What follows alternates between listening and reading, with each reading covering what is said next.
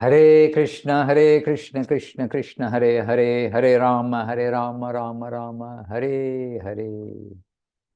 Govinda, Govinda. Jai Radha Raman Prabhu. You're the first up on my screen. Well done. In Brazil. Oh, the two Brazilians are first up on my screen. Radha Raman Prabhu and Vrindavaneshri Devirasi. Jai. You're winning the race. And very closely behind Chaitanya Moy, also Chaitanya Moy Devirasi of Brazil. The Brazilians are on the first row today. And then followed very closely by Rasamoy Pandita Devirasi. Jai. All right, so the devotees are coming together and we'll begin with the Vandanam because devotees come together during this time. Yes, Narayani, our obeisances to you and very happy to have you with us here all the way from Bali. My goodness. I think late at night. All right, so let us begin with our mini Vandanam, and you know where it is in the book. Vandeham Shri Guru Shri Yuttapada Kamalam Shri Gurun Vaishnavanscha Shri Rupam Sagrajatam Sahagana Raghunathan Vitang Tang Sajivam Sarvaitam Savadutam Parijana Sahitam Krishna Chaitanya Devam Shri Radha Krishna Padam Sahagana Lalita Shri Vishakanvitangscha Om Jnana Timirandasya Jnananjana Shalakaya Chakshuran Militam Jena Tasmai Shri Gurave Namaha Namo Mahavaranyaya Krishna Prema Pradayate Krishnaya Krishna Chaitanya Namne Gauratrize Namaha Vancha Kalpatarubhyascha Kripa Sindhubhyeva Cha Patitanam Pavanebhyo Vaishnavebhyo Namo Namaha Shri Krishna Chaitanya Prabhu Nityananda Shri Advaita Gadadhara Srivas Adi Shri Gaura Bhakta Vrinda Hare Krishna, Krishna Krishna, Hare Hare, Hare Rama, Rama Rama, Hare Hare. Govinda, Govinda. So welcome all the devotees and make sure, we each need to make sure we're in the right language. So we are in English. We're in English. And is our Russian translator here? Oh, yes, there he is. Hari Gopal Prabhu. Jai. All right. And Hari Gopal Prabhu is very much like the Italians because he's very expressive in everything he translates and presents.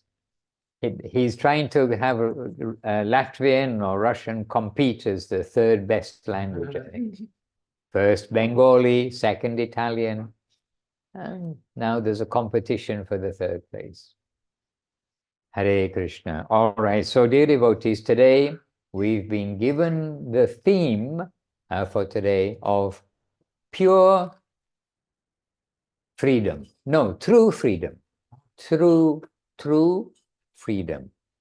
And I have to admit, I got lost in my homework when I was looking for some quotes because everywhere there is one very consistent theme everywhere, consistent message everywhere, that true freedom is only achieved by bhakti, by devotion to the Supreme Personality of Godhead. Bhakti doesn't mean devotion to any cause here or there, but devotion to the original cause. And so everywhere this is the theme, and that all other pursuits may be helping us to get started. It may be waking us up to a cleaner life, cleaner thinking, controlling the mind.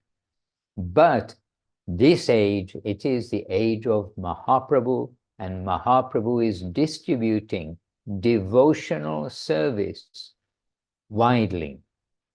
And so there is no need for us to go through one step, another step, another step, another step, if we can understand that Chaitanya Mahaprabhu is giving us devotion as the summum bonum, the very conclusion, the very substance of the Vedic teachings, the Vedic writings, but the very conclusion of Krishna himself, the conclusion of Chaitanya Mahaprabhu himself, the conclusion of the greatest givers of the greatest Lord, the parampara coming from Chaitanya Mahaprabhu through Rupa Goswami.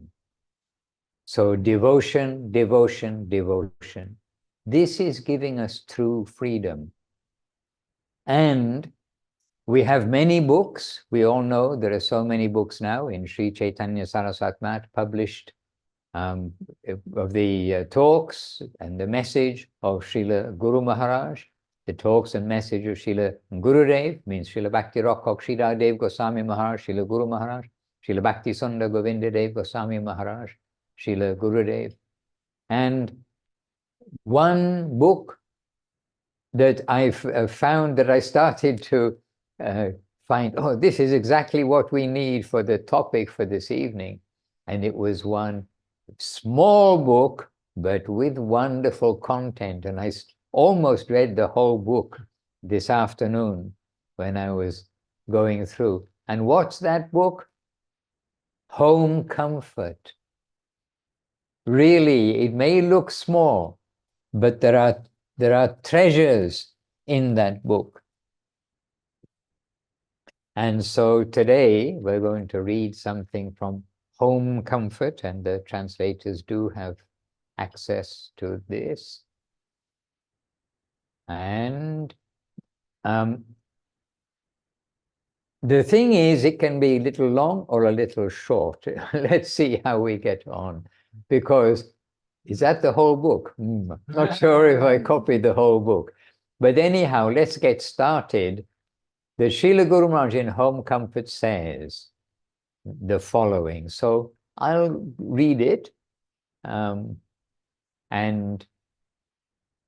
you know, we've heard it, I expect we've all read this before, heard it before, and maybe many times. But here we have an opportunity to again hear this. And as I say, today, if I didn't know, if I hadn't looked, oh, it's a Home Comfort, I'd be thinking, oh, which book is this in? This is so to the point. We should make a booklet out of this. This kind of feeling came. And just one moment. All right, we try to get it a bit nearer the camera. So, dear devotees, you'll hear in Portuguese, you'll hear also in Russian. So please do make sure you've got the right language linked. So Srila Guru Maharaj saying, our real home is full of freedom and comfort. Everything we need is there. It is a place where there are natural transactions of faith, love, and affection. It is inconceivable. The Upanishads say, don't venture to test the unthinkable plane with your reasoning, but it's inconceivable. So don't venture to test the unthinkable plane with your reasoning. That plane really is beyond the capacity of your thought. It is under a different set of laws. Your mathematical calculations and conclusions in this world are acquainted with points, planes, and solids. At present, you are a man in the world of solids, and you have some limited association with planes and points in a somewhat abstract way. Therefore, how can you calculate about higher things of which you have no knowledge? The customs and laws of that country are all unknown to you, so you cannot try to debate those higher things. That plane is of quite a different nature. So that's in Guru Maharaj's words, expressing what the Upanishads say. And then Srila Guru Maharaj saying, if your understanding is limited to the laws of water, how can you make calculations about air? Similarly, if you are familiar only with the laws of air, how can you make calculations within the sphere of ether? Therefore, don't rush to bring within your experimental laboratory those items which are beyond the capacity of your thinking, for that will be foolishness. Higher things do exist, but the general man in this world has no knowledge about them. We are indeed experiencers and have some knowledge, but only to a particular degree and standard. We cannot venture to calculate what is beyond our reach. But if those who actually have experience of that plane will come to us and give us some information, then we can make some comparison that this gentleman of a particular experience of ether has written in this way. Another gentleman who has experience and has also researched into the nature of ether has written in another particular manner. So in this way, we can gain some understanding from their investigation and their real connection with the subject matter. And then a little later on in the book, Srila Guru Maharaj says, the spiritual realm is achintya, inconceivable. Nonetheless, we must try to understand things according to our capacity, faith, and realization. Above all, we have to accommodate within our mind that sweetness is sweet and truth is truth, however incomprehensible it may be. But we should not take any standard from here and apply it to that higher realm. So, Srila Guru Maharaj says, above all. So, we all know in English what above and what all means. So, above all, we have to accommodate within our mind that sweetness is sweet and truth is truth, however incomprehensible it may be. Then Srila Guru Maharaj saying, if one has no eyes but another can see, the blind man will naturally seek help from the one who has vision. We are also blind to what is within ourselves. Otherwise, what is the necessity of consulting a doctor? The doctor can see what we cannot. He will diagnose the disease, and then we will undergo treatment.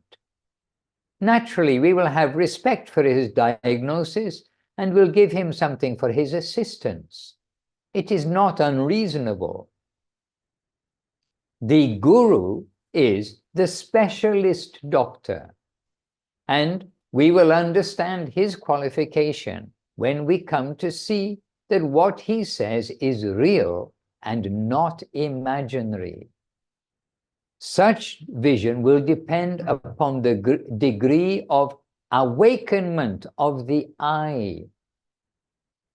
If one who is blind is treated by a capable doctor, he will gradually directly perceive, yes, I begin to see something. I now have some eye experience. And from that time on, he won't care for the speculative opinions of the other blind people, but he will have his own direct capacity to see. With the coming of sight, he can understand that the application of the medicine has some real effect. Anyway, we don't want to read the whole book, but Hare Krishna. It's not the whole book, it's part of the book. Okay, happiness can do a little later on. Happiness can never be with mortal things. It's the beginning of a paragraph for the translators. A little down. Happiness can never be with mortal things. We are making a transaction with the mortal world, but that won't bring satisfaction. It can only drain our energy. What we gain on one side disappears on another. So a wise man should neither accept nor tolerate this sort of waste of energy as the principle of life. Such a wise person can see another plane of life. He can see that he is not a party to this mortal world, which is but a playground for children.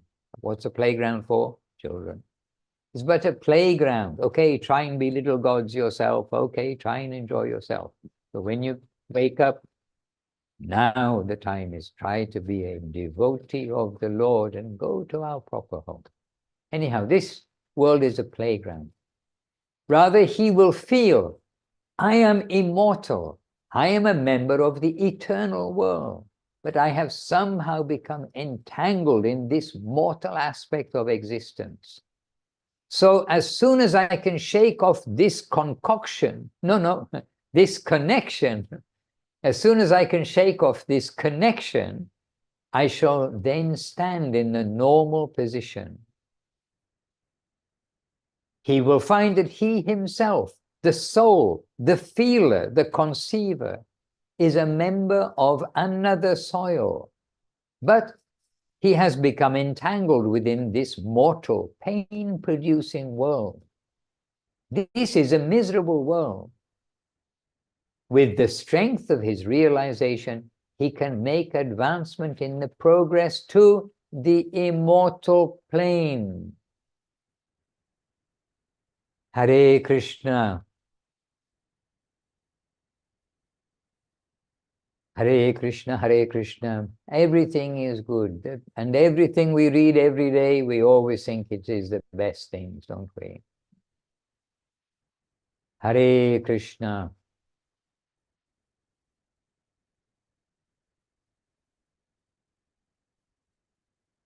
A little further down for the translators. At present, and it's the beginning of a new, it's just under one of the three dots, ... At present, we are outside, and our mind is also focused outside. We are moving helplessly. Our hope lies only in the grace of the divine agents. They come to pick us up and warn us. What are you doing? What are you doing? Don't go on that side. It is the land of danger, the land of death. Come along with me. I shall take you to the land of eternal nectar. Those agents come to arouse us from our slumber, our ignorant madness. And they are the Vaishnavas. And they have also given the scriptures, which give some history of the nectar land and of the saints who have gone there. Through the scriptures, our faith will gradually develop, and we will increasingly keep association with the sadhus, the devotees. In so doing, we shall make ever quicker progress. Hare Krishna. And one last short paragraph from Home Comfort. One's own feeling is the guarantee as to whether he is making progress, real progress or not. And then there's one long Sanskrit word here. Hridayena bhyanujyato. Right? Hridayena bhyanujyato. More or less. He will receive approval from his own heart that he is making real progress. Otherwise, a man may be coaxed in a particular direction only to feel frustration after some time. But such a transaction is not genuine. It is false, a hoax. In the name of religion, so many such things go on, like a trade. But that does not mean that the real realization and real emancipation do not exist. Then that long word again, Hridayena no bhyanugyato. And then dash. The ultimate guarantee is the approval of your own heart. Yes, really this is what I want. From the innermost core of my heart, I feel the desire to dance, to find that such progress is possible. Hare Krishna. Oh, there are so many things. There are so many things. What can I say? Okay, here's a very short quote. And Bhagavad Gita, Srila Guru Maharaj's Bhagavad Gita, from verse 319.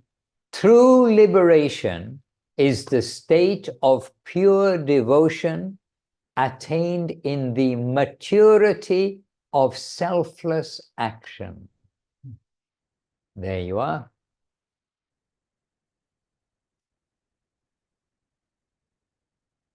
True liberation. Oh. Oh, look.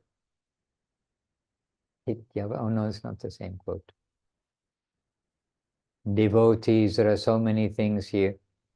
Let us come back to you all. Hare Krishna. How are the translators doing? You're surviving? Okay, good for you. I do have quotes here from Srila Gurudev also, and more quotes from Srila Guru Maharaj. Actually, on the point of liberation through freedom, I mean freedom, mukti is generally what we consider freedom, liberation, being freed from the jail. Anybody who's been to jail, you're always waiting for the day to come out. And then when you come out, then, oh, I'm free, I'm free. And you can look, when you're in the jail, you look through the windows and see all the people outside who are leading, you think they're all leading a happy life. But some people go to jail because it's happier in jail. We've heard that. And we've been with devotees. Actually, Srila Gurudev called the jail the government guest house. Government guest house. And we do have devotees who've gone to jail, some for no reason, I mean, no known cause for themselves. They did something wrong unknowingly. And one or two did wrong knowingly. And one devotee, he showed me, we were driving past the jail, and he showed me, he said, that's the room where I was incarcerated. He said, I'd look out of the window and I'd see all that. But now we are in the free world, and we forget, we forget the luxury of freedom, if you like. But in this world, we're not free because we are bound by birth and death, and then everything that goes on in the middle. So this mukti in India is generally the ambition to get free from birth and death. But as we know from Gurudev and Guru Maharaj again and again, that is not any positive engagement. It's just like having a good long sleep after a troublesome day, and it all gets over. Oh, I have a deep sleep. But sooner or later, and it may be a long time later for the pure yogis who do achieve mukti by pushing out the material world, but sooner or later, because life means activity, then the jiva soul is going to be active. And he's only got two choices of activity. One is to exploit, or the other is to dedicate to the Lord. Either exploit the Lord's creation or use the Lord's creation to please him. And so this has been well analyzed by the greatest thinkers. Exploitation, renunciation being the reaction of exploitation, that, oh, it's so much troublesome here, I'll stop everything. But the third thing we can do with our energy is to dedicate and be selfless. So that one line or two line quote from Gita, true liberation is the state of pure devotion attained in the maturity of selfless action. Why maturity of selfless action? Because being selfless just anywhere and everywhere, well, it's better than being selfish. But then maturity, because we come to see, so where should I put my energy? And we should put it to where it belongs, to the origin, the creator, the maker of all energy, including consciousness, Sri Krishna. And what is that? What is Krishna's consciousness that he's made? That consciousness, its very food is ecstasy, anandam, joy, happiness. And that is true liberation. Hare Krishna. True freedom. Yes, true freedom, true liberation. Hare Krishna. Okay, I'm seated with a room full of devotees, and we're seated here with so many more Zoom full of devotees and a room full of devotees. Just one letter different. A room and a Zoom. So our Zoom room is full of devotees, and devotees are here. And I know Chinmoy Devu has something to say, because he was asking me about this before, little time before the program. And I know he's got something to say. And by the way, the devotees are all here because they want to be. And they said, no, because I said, well, I can do the Zoom in Gurudev's room. They said, no, please do the Zoom with us all. So they want to be with you all. And we are happy to see you all. Hare Krishna. So, Chinmoy Devu, please have a microphone. Oh, crash, crash, bang, bang. But clip it on is good. Close to your mouth. Okay. But any questions, comments? Let's first start there. Okay. But I know you got. I know you got something to say. Hand raised, digital hand. Nobody has one of those. Digital hand, anybody? Or a real hand?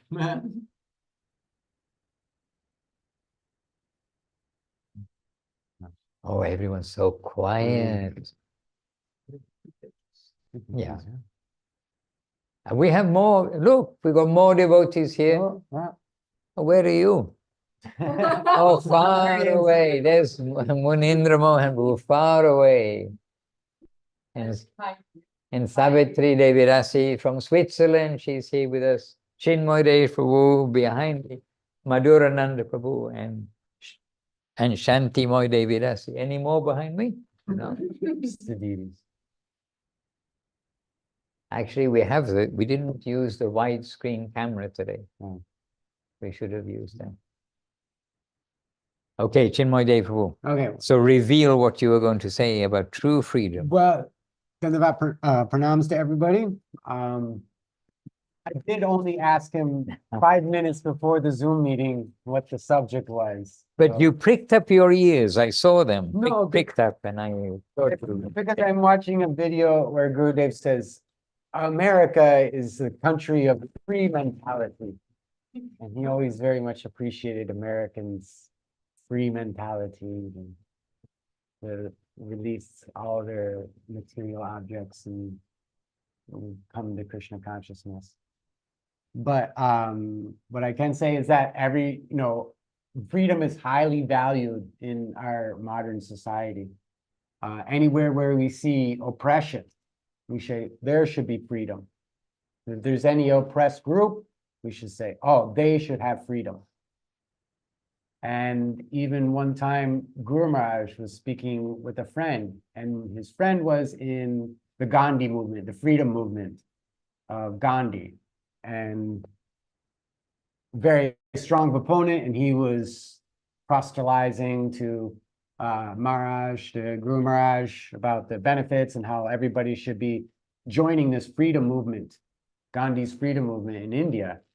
And Guru Maharaj said to him, you believe in reincarnation, right? Karma, birth and death. And man was Indian, so of course he believes in that. And he said to the man, what if in your next birth you take birth in England and you were an Englishman? Then what is your feeling about freedom, about India? So we could see that, like, this idea of freedom we have in our society, it's all temporary. We could say it's all false. There is no real freedom here at being a conditioned soul in this material world. We're all under the gunas. We're all under rasa guna, tattva guna, sattva guna. We're all being controlled by that and by our previous karma. And so to be free of that, that is true freedom. And true freedom also means that we are allowed to follow our very nature, our true nature.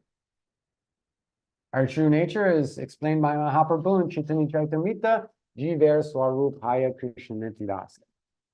We are a eternal servant of the Lord. And it does seem a little contradictory, because here we want to talk about true freedom. We want to talk about liberation. And many Westerners, they are very attached to this idea of being free and not being told what to do.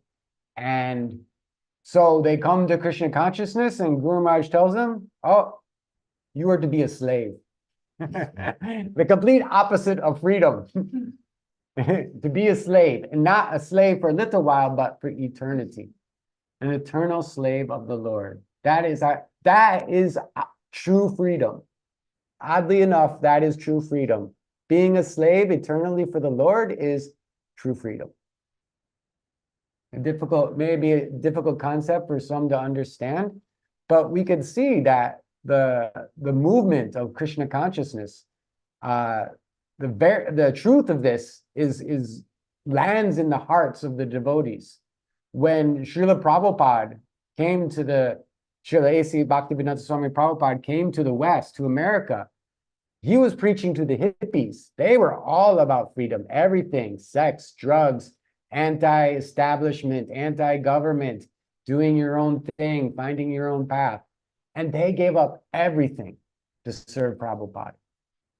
And Maharaj was discussing the kind of austerities that these people who would otherwise, loved freedom and loved to be free and not to be told what to do, they took such austerities to become part of this Krishna consciousness movement that they forgot their own selves and were dedicated to one cause, and that was serving Srila A.C. Bhaktivedanta Swami Prabhupada and ISKCON.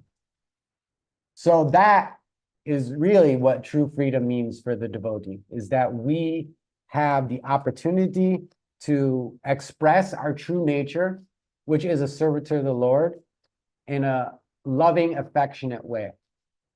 Having a loving affectionate with the Lord as a servitor. That is true freedom, because that is the nature of who we are. And so there's all these other freedoms that we have out here in this material world. They're actually the opposite. They're binding. So freedom in the material world is slavery, and slavery in this transcendental world is freedom. Very, very odd to think like this, but this is the truth. What we consider freedom in this material world, we can do all these things in the material world, and we could say we are free from any type of control, no person's telling us what to do, only we're listening maybe to our mind or something like that. But it's all under the control of Maya. Really, there's no freedom there. We are just thinking that there is some temporary freedom. And so that is actually slavery. freedom in the material world is slavery, because we, once again, with our freedom, we're doing something that binding us to this material world, birth and death, birth and death. And freedom in the spiritual world, Krishna gives us that free will. And when Krishna, Gurudev likes to say this, like once Krishna gives that, he's not giving back. So he's giving us this free will. This is another type of freedom that we have. What do we want to do with that free will? Are we going to try to be masters, or are we going to try to be servants? When we try to be masters, we actually become slaves. And when we try to be servants, we actually become masters. I don't know if I even really understand it. Maybe Maharaj can explain this. Maybe I'm not making sense. No, this sounds as a transcription of Srila Gurudev's words, actually. And also, Chinmoy Dev mentioned about getting free from the gunas, and we just heard maybe yesterday or the day before, Srila Guru Maharaj said, guna means disease.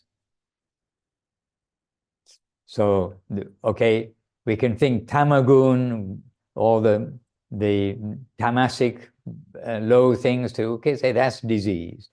But rajagun is also disease, and sattva gun is also disease. It's a diseased position. And so to get free from the gunas is to get free from the disease, the mania. Sometimes we hear Guru Maharaj using that word mania, this mania of this thinking that this world is for our enjoyment. We are at the center. And that's where our bondage comes. What is the opposite of freedom is bondage. We are bound within these bodies. We're bound with birth and death, identification with the body. And we just heard Guru Maharaj say that it's a playground, that this world, which is, after all, just a playground, it's where we can try to be the center, put ourselves at the center. Oh, I'm at the center, I'm at the center. I can control the lower energy being matter. So we get that taste, we get think, okay, I can control that. But like a playground, children playing, okay, then for some time, then you have to repay everything that you've been exploiting and enjoying in this world. So anyway, bondage is one thing, the opposite, but true freedom is pure devotional service, being a cent% slave, but slave, of course, has bad connotations, perhaps. But what is Atmanivedana? To give oneself entirely for the satisfaction of the Lord, which means whatever he wants, we will do. And how do we know what he wants? Through his agents. And as in this world, we have a senior who can guide us and connect us with service, then we are being prepared when we go to the next world, that we will have a senior and we'll be guided and shown what to do. And Guru Maharaj has expressed such things too. And in the sermon series we've been reading in this way. And here we have Munindra Mohan Prabhu, one of the daily readers of the scriptures here in Vila Govinda Ashram. And he's hiding off the camera, but he's got the, yes, clip it, Uncle, then it's Questions?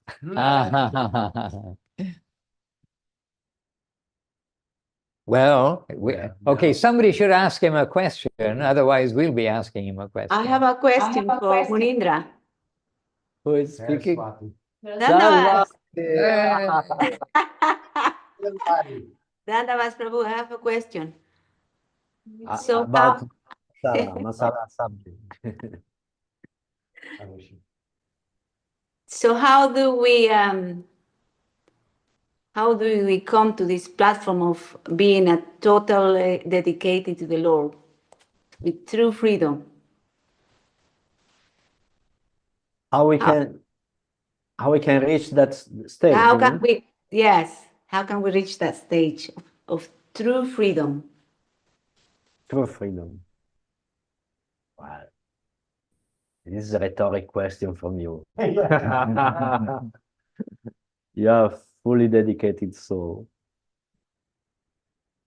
And yes, the team already, Maharaj and Chinmoy, they already explained very nicely and really like their words. And what can I add more? I mean, liberation is a topic very wide in the scripture.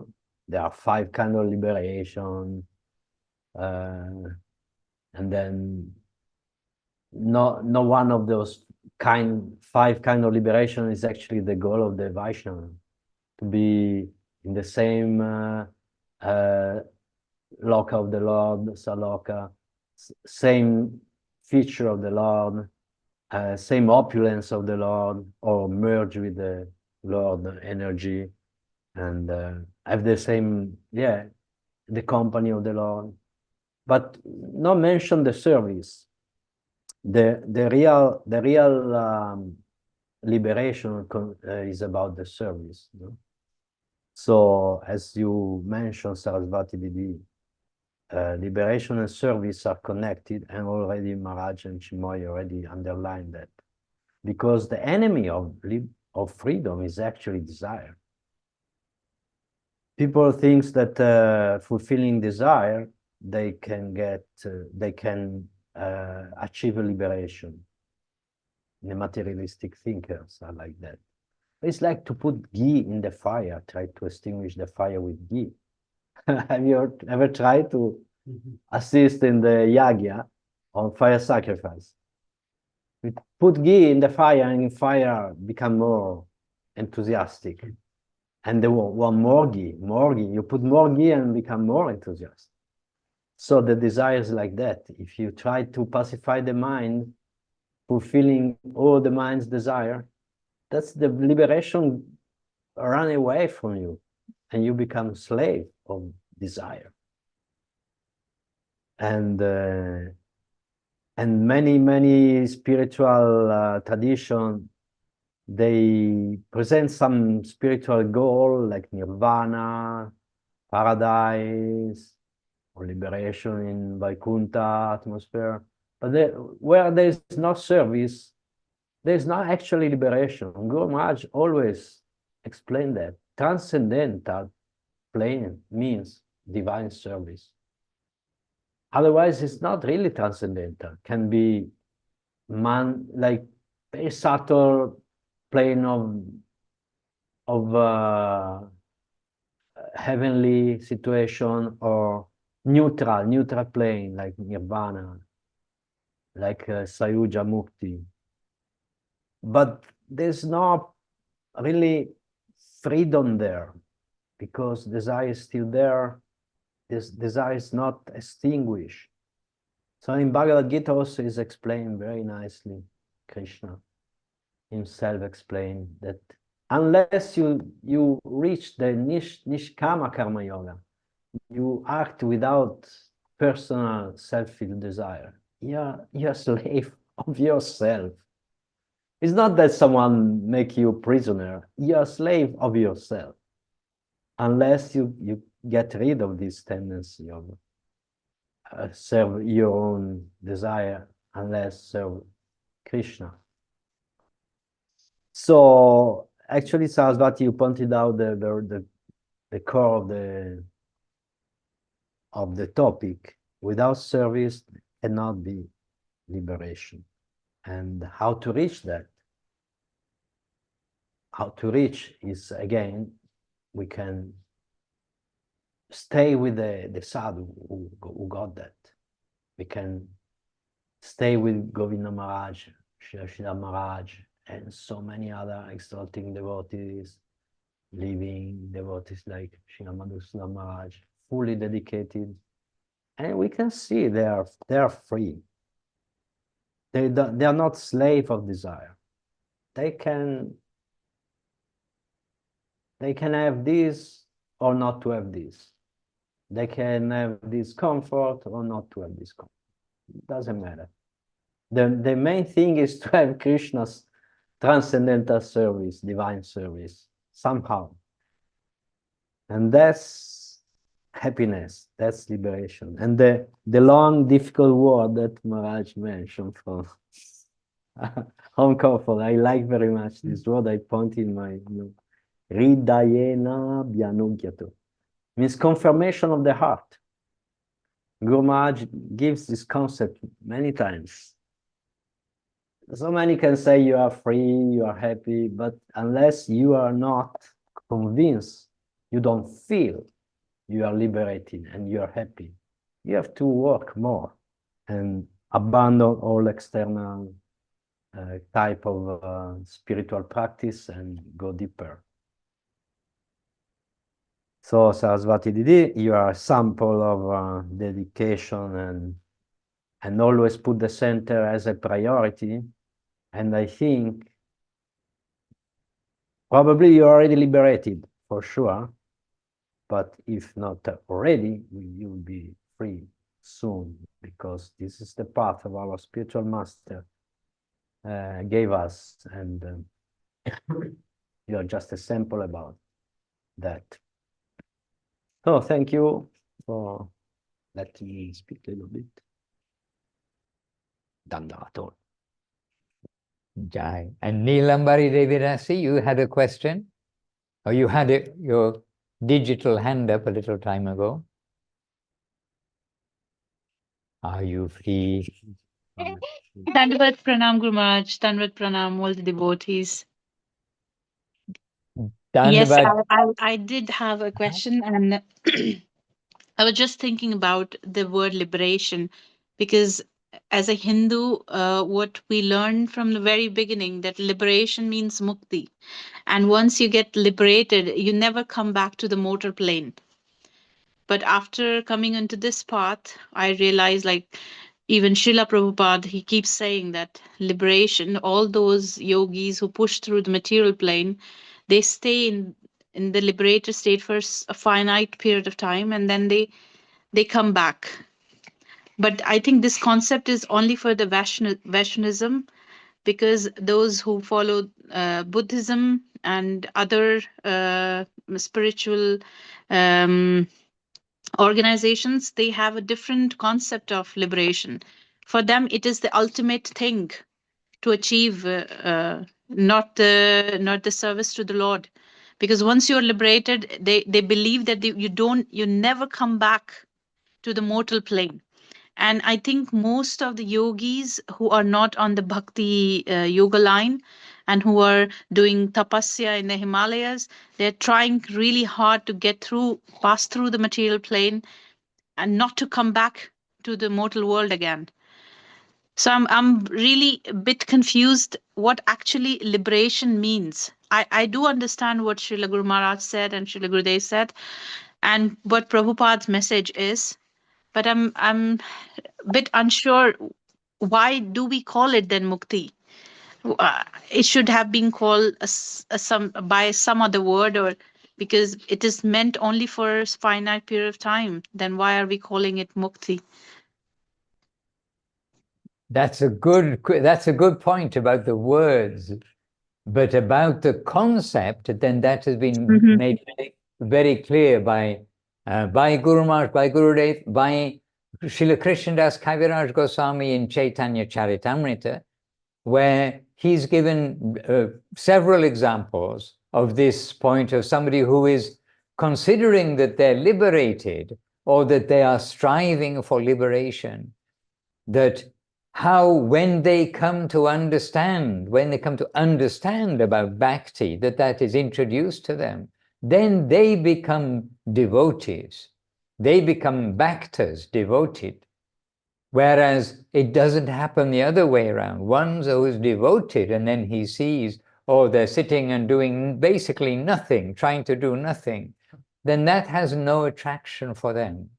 And just recently, we read in the Chaitanya Charitamrita about Prakashananda Saraswati, who was extremely learned and a leader of thousands of disciples and hundreds of sannyasis in Varanasi at that time.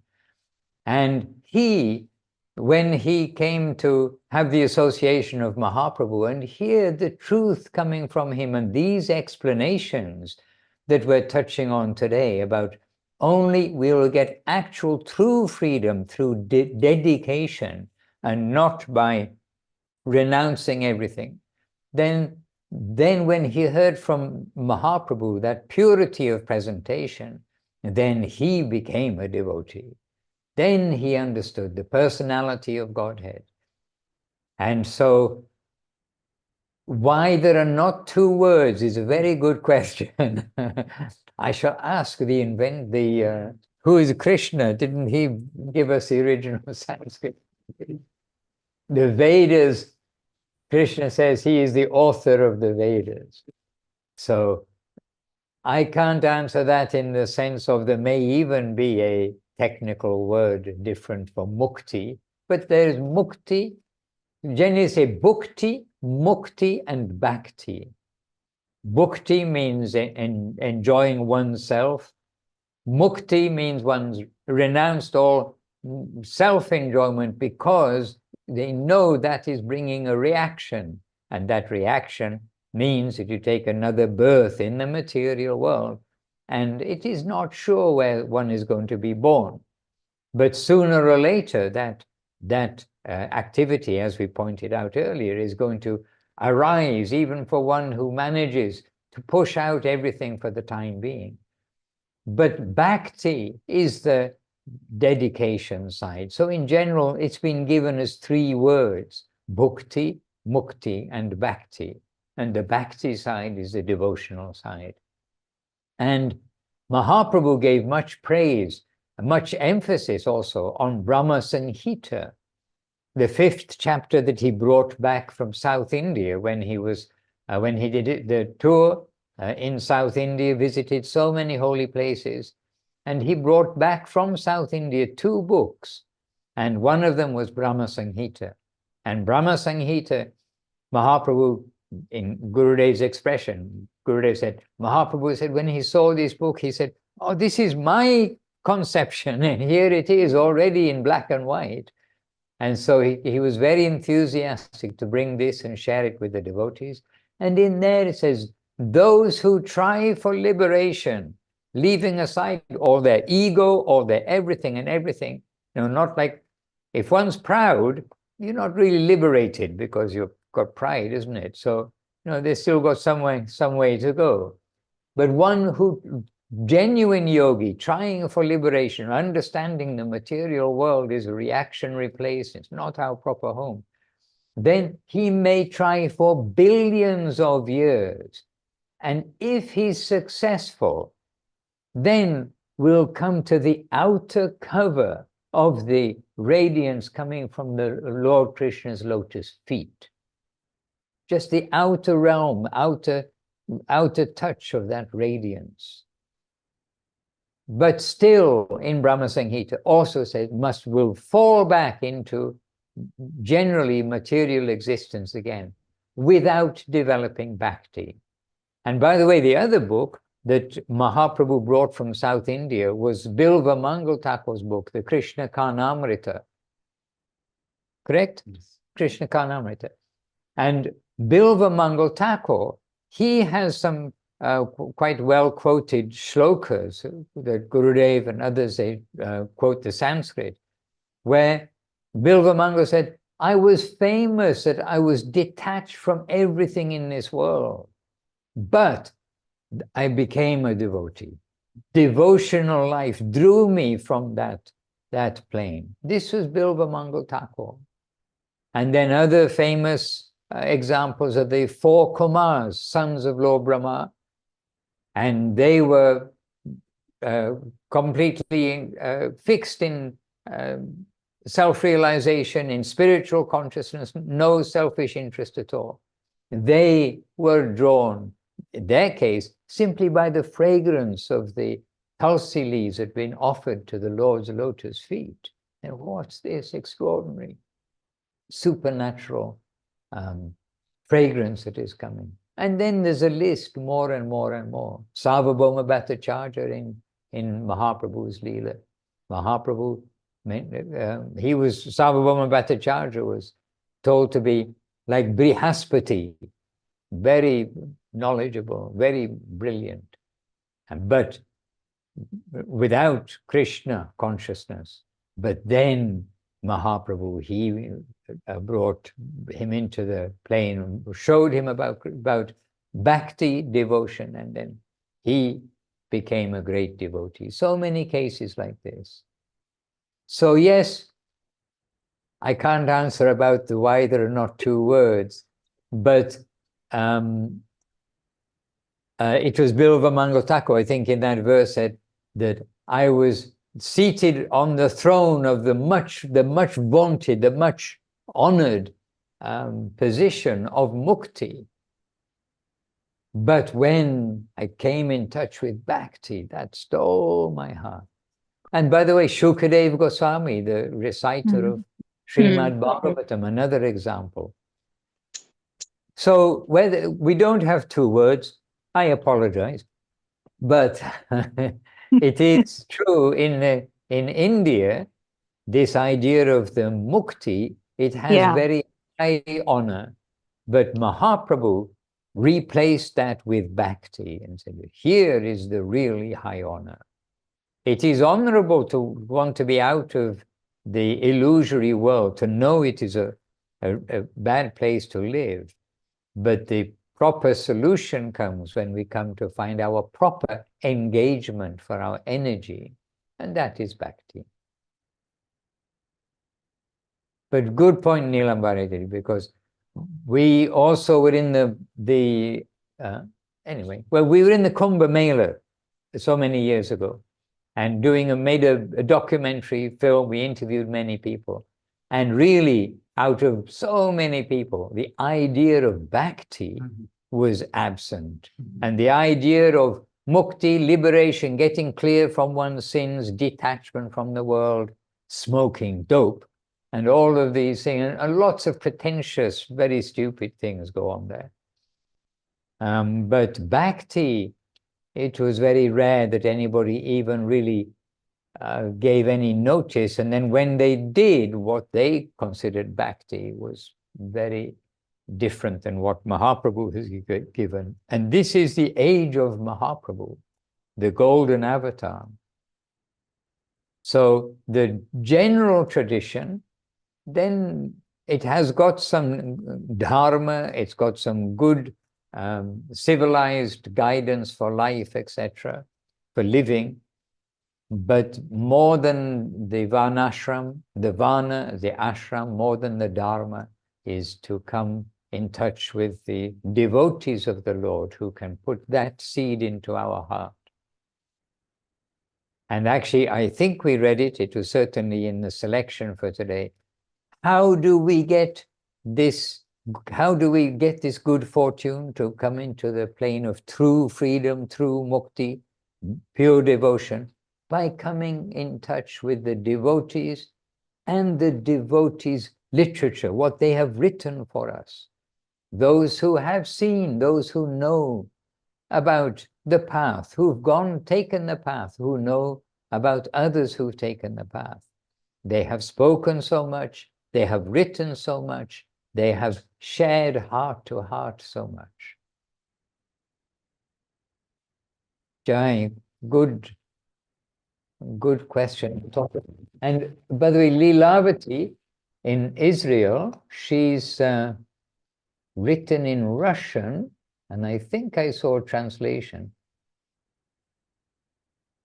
Would somebody like to read Lilavati? Would you? Okay, we can ask Pandita to read the English translation. Udaran Prabhu has put it here in the text. It turns out that the true freedom means losing freedom. Oh, so where is this quote from? We can first ask, what are we reading? Lilavati is... Yeah, this is translation. Oh, so this is Lilavati's own... Oh, it's a question. I think Udaran translated it. Okay, so there's a question. Pandita, can you please read it for us? Yes, Maharaj. It turns out that true freedom means losing freedom. giving it away, but it is very important to whom we give it away. God gave us freedom, and the only right thing we can do with it is to give it back. Does this mean that freedom is not important or necessary for fulfilled individuals? How then is freedom manifested there? But why is it so frightening to lose freedom? Well, another place we hear from Gurudev and from Guru Maharaj that the more we are devoted and the more we are like real devotee, the more freedom we have, which is very ironic. It's like this point that Chinmoy Dev said, the more that we are fully surrendered slave, we actually will find we have more freedom. But it is freedom in the plane of good, not freedom in the plane where we might do bad or good. And so we are giving up our selfish side of our freedom and using our freedom to surrender, to sign on the line.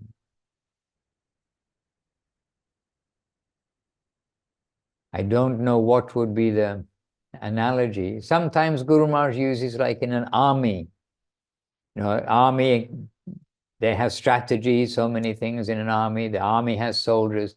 But if somebody volunteers for the army, they sign a contract. And it's illegal for them to leave the army, I think. If they sign it up for 4 years, you're signing up that you're going to be shouted at by the sergeant and by the general and by the commanding officers. And, you know, we do have a little idea, perhaps, what it's like in the army. You know, you're going to left, right, and you're going to have to clean your boots and do all sorts of stuff. So even in this world, there's some kind of commitment. Somebody signing up for the army, he or she, but voluntarily giving up their freedom for something, some calling that they've got. I'm not sure exactly the calling, but you know, maybe a calling, maybe they just need money. Elsewhere, Guru Maharaj says that, and soldiers, they risk their very life just to make a living. They risk their life to make a living. Anyway, this idea that they are signing on the line for 4 years, so giving up something with the expectation of, okay, I'll get some better life or good training for the future. But this full surrender, the full signing on the line for eternity, that I will do what I'm told forever. But then that takes a leap of faith. So it comes to faith, doesn't it? To give up what we think is our freedom right in this world. But we can think in this world, if you have a good employer and you are a good employee who is ready to do this, that, and the other, then you'll start to be given the keys for the doors. You'll be given more responsibility. You'll have things where you have to make decisions. So you have to do this and do that, and not just do exactly what you're told. So in this world, if it's a proper situation, a good employer, then he will bit by bit give more and more freedom to his good employee, because he knows he's not going to run off with the company funds or company car or whatever it may be. But the opposite, he's working for the benefit of the company. But in the material world, of course, you feel the result of that by getting extra money and also satisfying your boss, I suppose.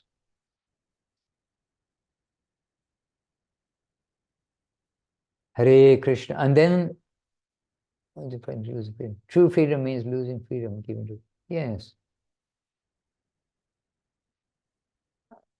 Hare Krishna. Yes, Leelavati Deen. Hare Krishna.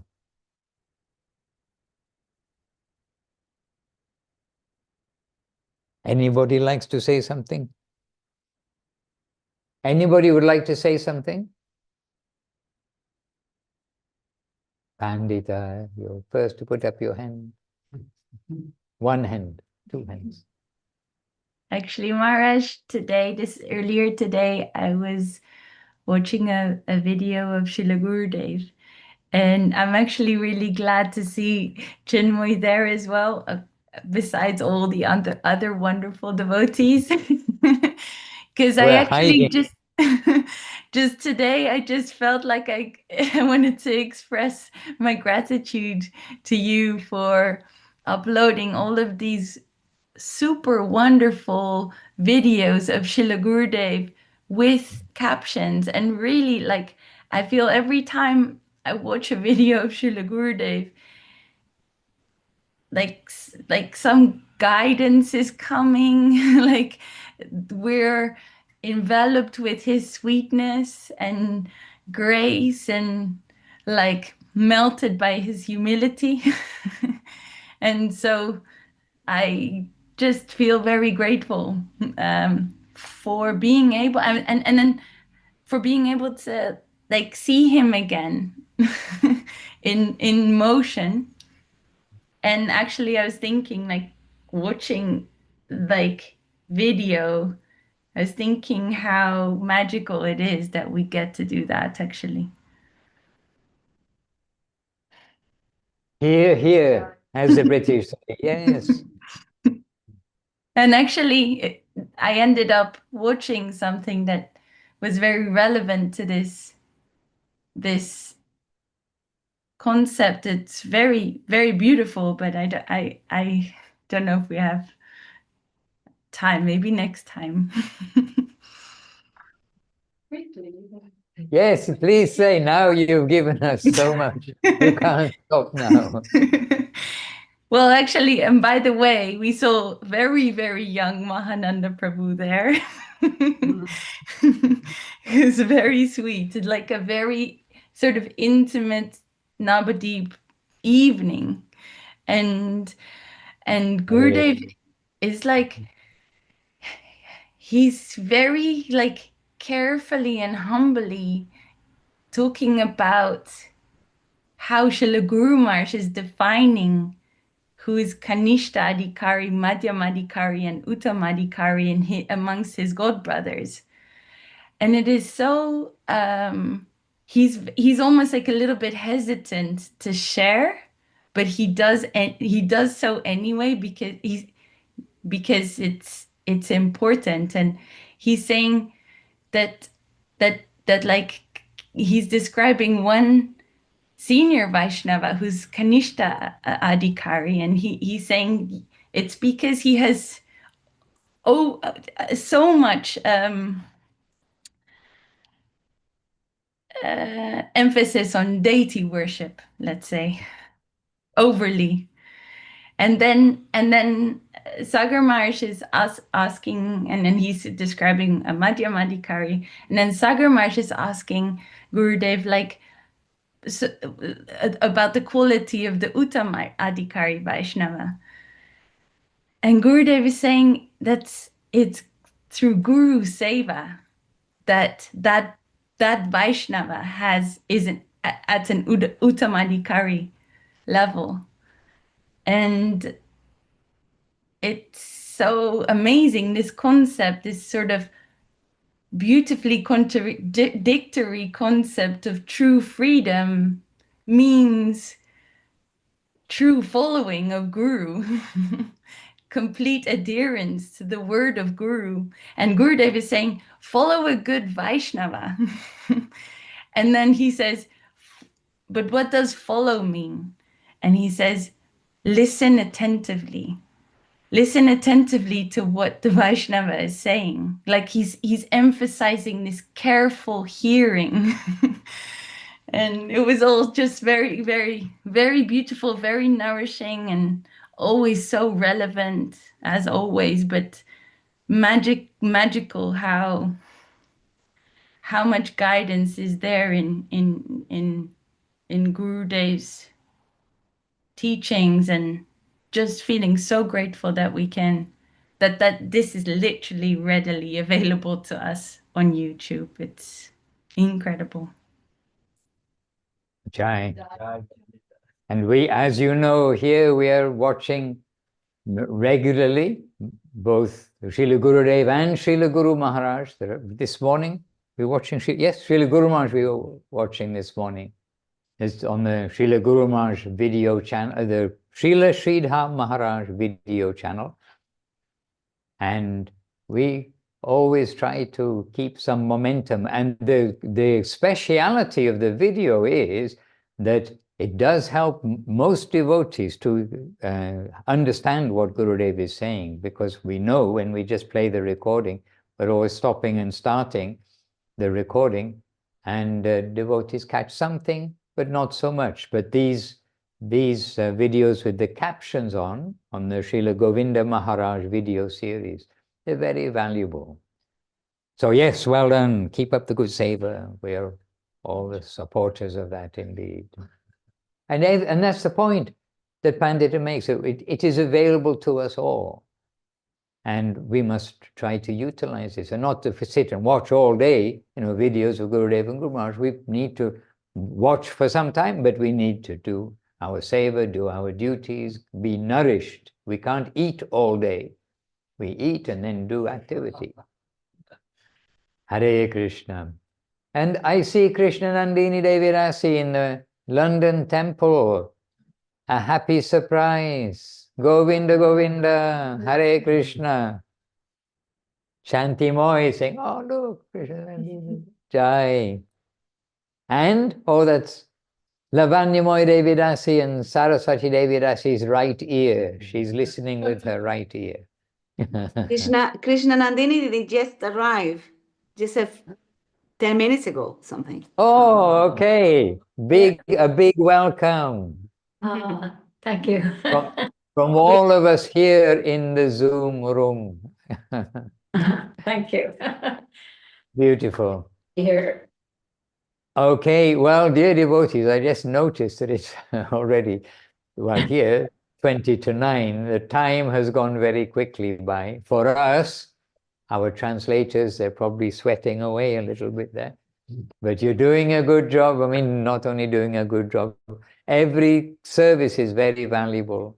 And we're so happy to see you. There's so many Brazilians and the Russian-speaking section, as well as the English-speaking section here.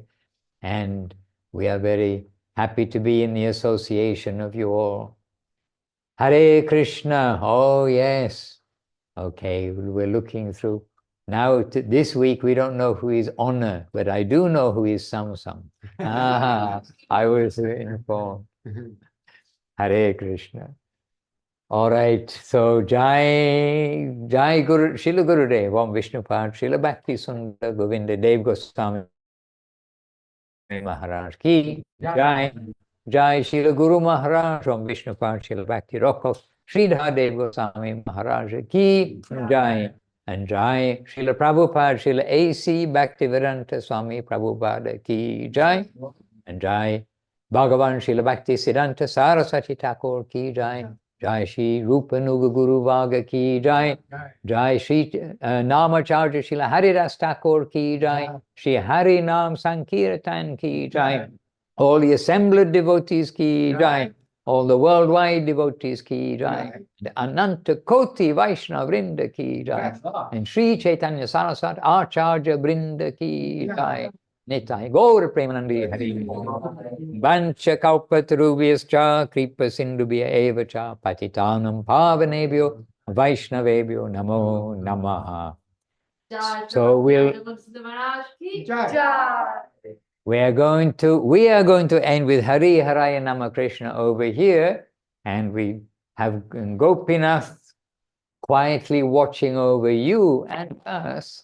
And so we're going to end with Hari Haraya Nama Krishna Yadavaya Namaha. You may stay if you wish, but this is concluding the evening program. Nitai Gaura Premanandi Hari Hari Bol. And the singer, Shantimoy Devirasi, maybe can sing. Hari, yeah. Hari Haraya Nama Krishna Yadavaya Nama.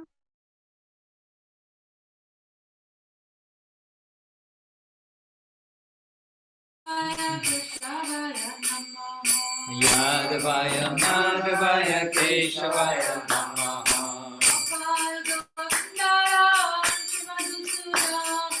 Gopal Govindaram Shri Madhusudan. Giridhari Gopinath Madana Mohana. Shri Chaitanya Nityananda Shri Advaita Chandra.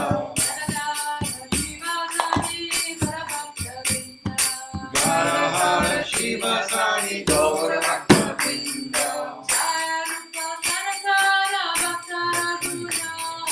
Jaya Rupa Sanatana Bhakta Raguna.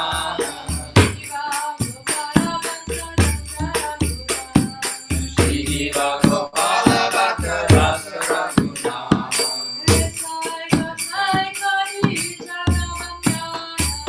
Jai Gosai Gauri Charana Banda.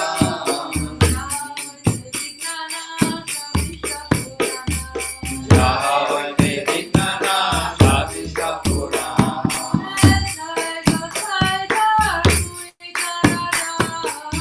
Jai Gosai Gauri Kanada.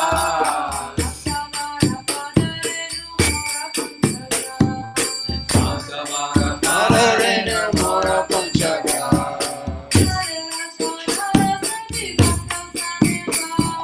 Kare Rakshana Sevi Bhakta Saneva.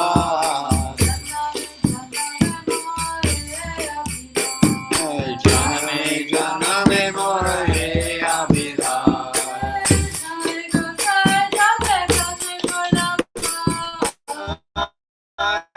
Jai Gosai Jai Bhakta Kolama.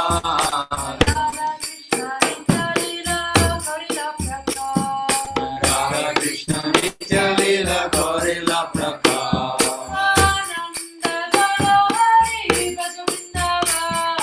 Anande Golo Hari Bhakta Vrindavan. Shri Guru Vaishnava Pare Majayama.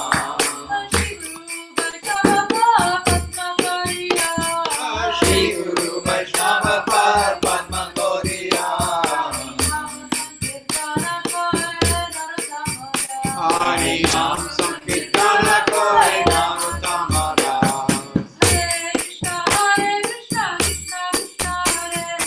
Hare Krishna Krishna Krishna Hare Hare.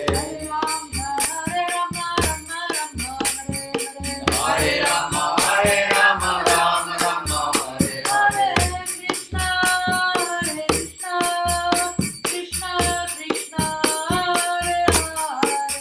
Hare Krishna Krishna Krishna Hare Hare. Hare Rama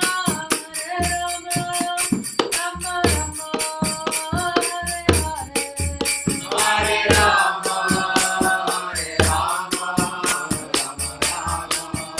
Hare Hare.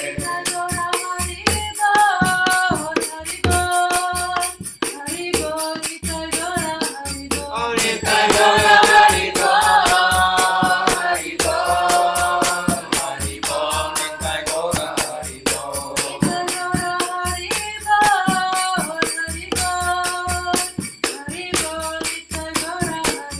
Nitai Gaura Hari Bol, Hari Bol, Hari Bol, Nitai Gaura Hari Bol. Jai Saparika Shri Guru Gauranga Gandharva Gopinath Giriraj Balagopal Ji ki Jai. Jai Shri Gurudev ki Jai. Shri Guru Maharaj ki Jai. Shri Rupa Nuga Guru Vaga ki Jai. Jai Bhakti Devi ki Jai. Shrimati Tulasi Devi ki Jai. Shri Chaitanya Saraswati Mat ki Jai. Shri Chaitanya Saraswati Mat Vila Govinda ki Jai. Jai. Oh, many devotees here still. Jai, all the assembled devotees ki Jai. Nitai Gaur Premanande.